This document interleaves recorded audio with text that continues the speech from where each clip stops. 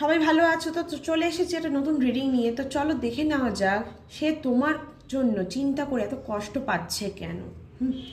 এত কেন কষ্ট পাচ্ছে। Thank you so much universe, thank you so so much. যোগাযোগ অফ করে রেখেছে, কন্ট্যাক্ট করতে পারছে না, কথা বলা বন্ধ, এদিকে কষ্ট পাচ্ছে কথা না হওয়ার। তাই সে চাইছে এখন যতই কষ্ট হোক যাই হোক এইসব কষ্ট আমাকে এত ভোগাচ্ছে, এইখান থেকে বেরোতে হবে, আমাকে ওর সাথে যোগাযোগ করতে হবে, ঠিক আছে।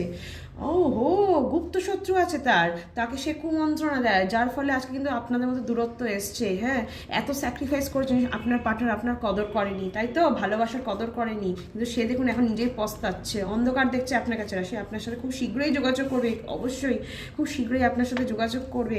আপনার সাথে সেই সম্পর্কটাকে সে খুব শীঘ্রই ঠিক করে নিতে চাইছে, আপনাকে সে সত্যি খুব ভালোবাসে। তো ক্লেম করবেন এই ভিডিওটা, রিডিংটা অবশ্যই ক্লেম করবেন।